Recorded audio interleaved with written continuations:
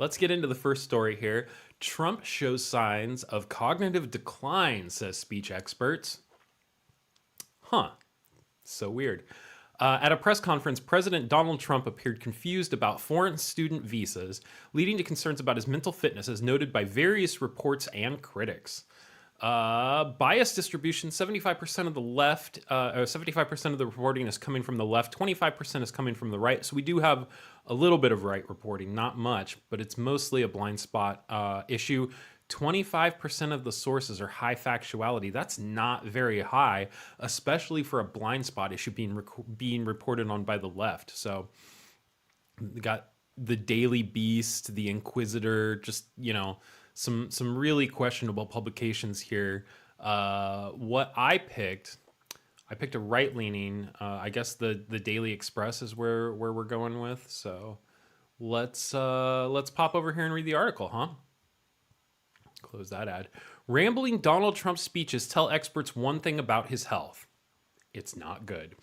So again, this is a story that's it's mostly being reported on by the left, but I've picked up a right-leaning news source so that we can kind of go through it, see what the right is saying about the reporting that's being done by the left. So, Mr. Trump's official physician, Dr. Sean Barbarella, has insisted the U.S. president exhibits excellent cognitive and physical health.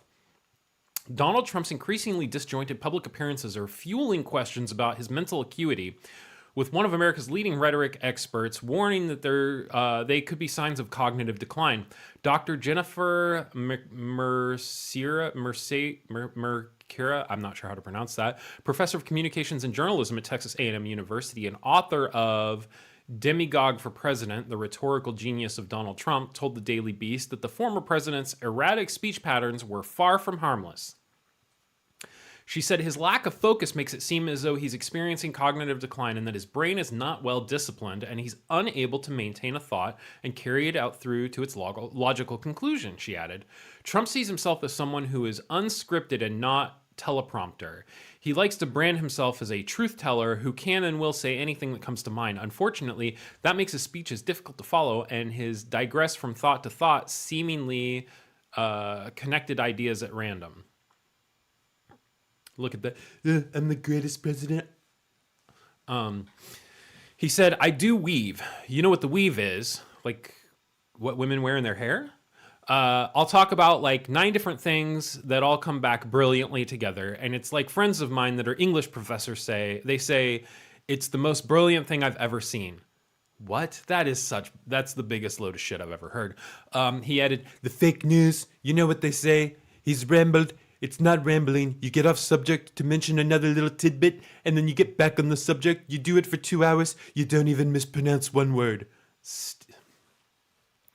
Dr. Mercira said the explanation was nothing more than a convenient branding exercise.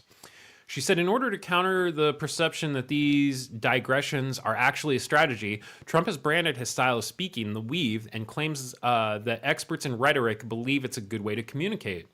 It's not a good or effective way to communicate. It shows a lack of discipline and control.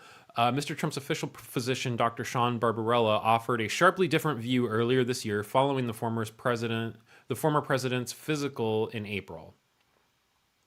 He said, President Trump exhibits excellent cognitive and physical health and is fully fit to execute the duties of the commander-in-chief and head of state.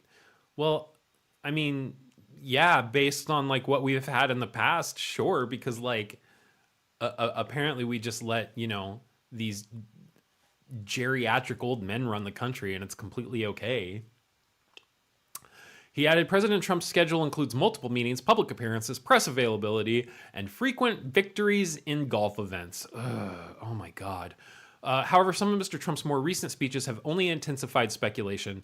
At a military commencement speech, he began by thanking the audience and praising the recruitment efforts, and then suddenly veered off script to attack drag shows, transgender athletes, and critical race theory.